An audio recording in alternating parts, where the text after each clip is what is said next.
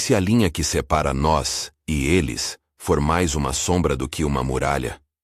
E se grande parte da história oficial que nos vendeu a ideia de que os neandertais são um ramo lateral, quase uma espécie exótica à margem da nossa humanidade, estiver sustentada por convenções teóricas mais do que por fatos incontestáveis, hoje vamos encarar aquilo que muitos evitam discutir abertamente: a fragilidade da fronteira entre neandertais e outras populações humanas antigas, e as consequências intelectuais de admitir que essa fronteira pode ser porosa, fluida e cheia de gradientes. A história que você provavelmente aprendeu é simples e elegante.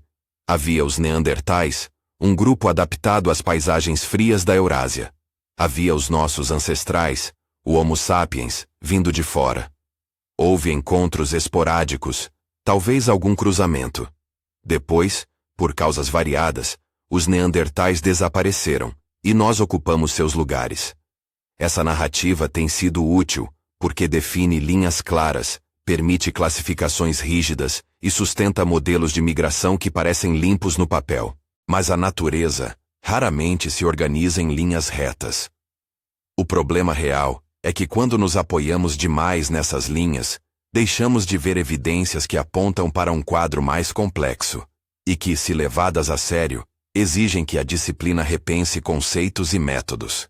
Antes de seguir, um rápido pedido. Se esse tipo de investigação sobre história humana te interessa, curta o vídeo e siga o canal. Isso ajuda a trazer mais debates científicos como este. Agora vamos ao que interessa. Comecemos pelo que a tradição acadêmica estabeleceu como ortodoxia. Durante grande parte do século XX, os fósseis foram classificados em caixas bem delimitadas. Crânios com certas curvaturas, pelvis com certas medidas, dentes com determinados padrões. Tudo isso servia para rotular grupos como Neandertal ou humano moderno. A separação era mais simples porque os modelos teóricos também eram simples. Havia ramos evolutivos distintos, e a nossa espécie teria substituído as outras quase por completo.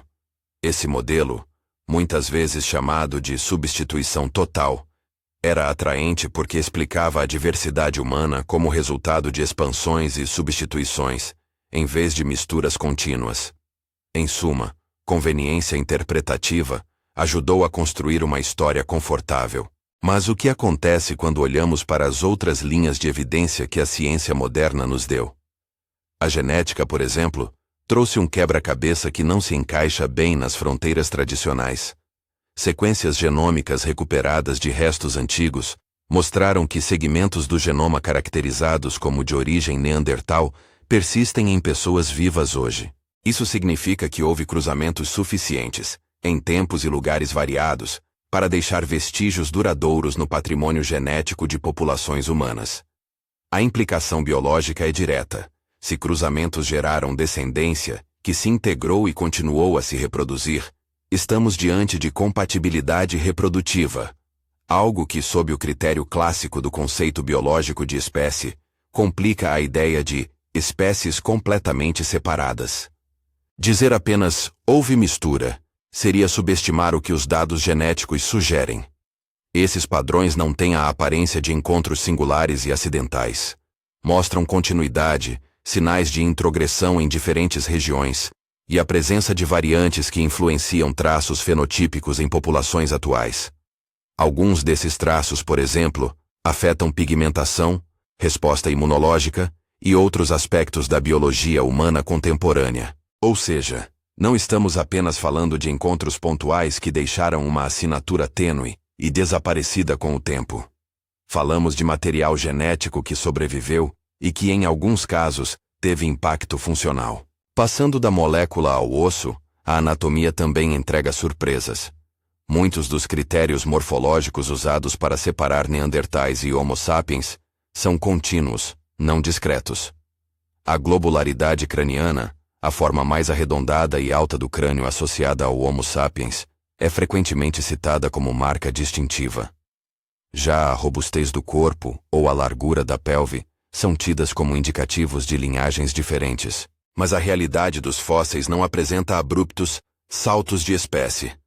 Ela exibe variação, mosaicos de traços e, em certas regiões, Indivíduos com combinações que não cabem facilmente em uma caixa binária. Casos como o fóssil conhecido como Amude I e alguns restos do Levante são particularmente instrutivos, porque aparecem em áreas de encontro entre populações. Ali, vemos indivíduos que misturam traços que tradicionalmente seriam rotulados como neandertais, com traços associados aos primeiros Homo sapiens. Em vez de uma barreira nítida, o que esses achados revelam é um gradiente. Uma mudança suave de características ao longo do espaço geográfico e do tempo, como se partículas de uma tinta fossem diluídas em outra, até formar nuances, e não blocos separados por uma linha de corte. Esse padrão de gradiente tem implicações importantes para como pensamos em espécie no contexto humano.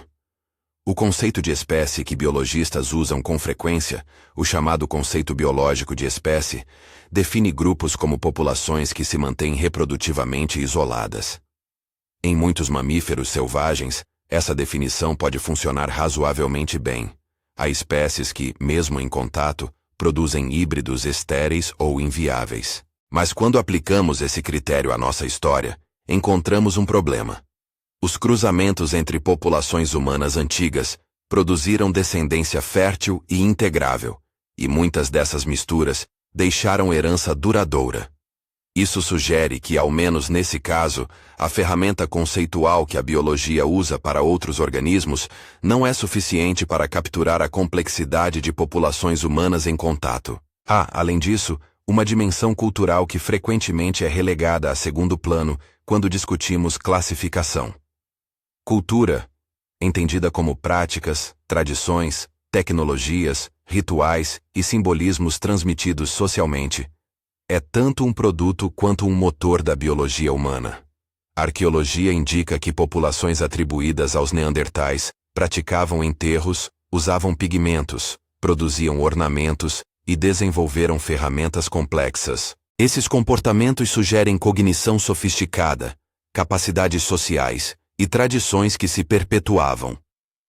Ignorar a cultura ao definir fronteiras humanas é um erro teórico. Comportamentos compartilhados e transmissíveis também moldam a identidade de populações e a sua integração em redes de contato. Quando combinamos evidência genética, morfológica e arqueológica, o quadro que emerge é o de uma metapopulação, um conjunto de populações conectadas por fluxos de genes e culturas que mudam ao longo do tempo e do espaço. Em uma metapopulação, isolamento total é raro. O que predomina são redes de interações regionais, com episódios de isolamento e de conexão. Veja como isso transforma a narrativa. Em vez de uma substituição total, é mais plausível imaginar processos locais de assimilação, mistura e transformação, que em escala ampliada podem produzir padrões de diversidade que antes interpretávamos apenas como sucessões lineares. Dizer tudo isso não é anular o papel das diferenças regionais ou minimizar adaptações locais.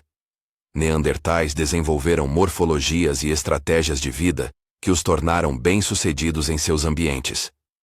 O ponto é epistemológico e conceitual. A evidência combinada sugere que a rígida separação taxonômica foi, em alguns momentos, uma escolha interpretativa que favoreceu modelos explicativos claros, em detrimento de uma leitura mais matizada dos dados. Também vale discutir por que essa resistência em colocar a questão em debate aberto existe. Parte dela vem da história da disciplina. Conceitos e classificações foram criados em momentos em que as ferramentas disponíveis eram outras. Comparações de crânios, medidas métricas, uma geopolítica acadêmica centrada em certas escolas. Havia, além disso, motivações teóricas. Modelos de substituição total ofereciam narrativas lineares compatíveis com explicações sobre expansões humanas e a emergência de características modernas. Ao longo do tempo, essas narrativas foram consolidadas em manuais, cursos e muitos trabalhos citados, criando uma inércia institucional que torna mais lento o ajuste de paradigmas diante de novas evidências. Isso não é uma conspiração. É um efeito colateral da prática científica normal. Tradições teóricas moldam perguntas, priorizações e interpretações. Em termos práticos, reabrir o debate exige algumas mudanças metodológicas. Precisamos integrar melhor dados genéticos antigos, com análises morfológicas refinadas e contextualização arqueológica. Modelos que simulem metapopulações, que levem em conta fluxos culturais e genealógicos regionais, tendem a reproduzir padrões observados sem impor divisões artificiais. Além disso, é importante que a comunidade científica aprenda a conviver com incertezas, aceitar que algumas questões não terão uma resposta única e definitiva, mas que as respostas podem vir em probabilidades, modelos e fronteiras borradas. Quais são as consequências de aceitar a porosidade dessas fronteiras? A primeira é científica. Teremos que repensar classificações, reavaliar fósseis problemáticos e reconstruir modelos de expansão humana mais complexos. A segunda é conceitual e, em certa medida, política e cultural. Admitir que neandertais, denisovanos e outras populações contribuíram geneticamente e culturalmente para nós, derruba narrativas que embalavam uma ideia de ascendência limpa e linear.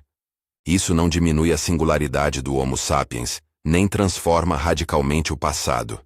Enriquece nossa compreensão ao mostrar que a história humana é uma tapeçaria feita de fios diversos, entrelaçados ao longo de milênios. É importante manter o pé no chão.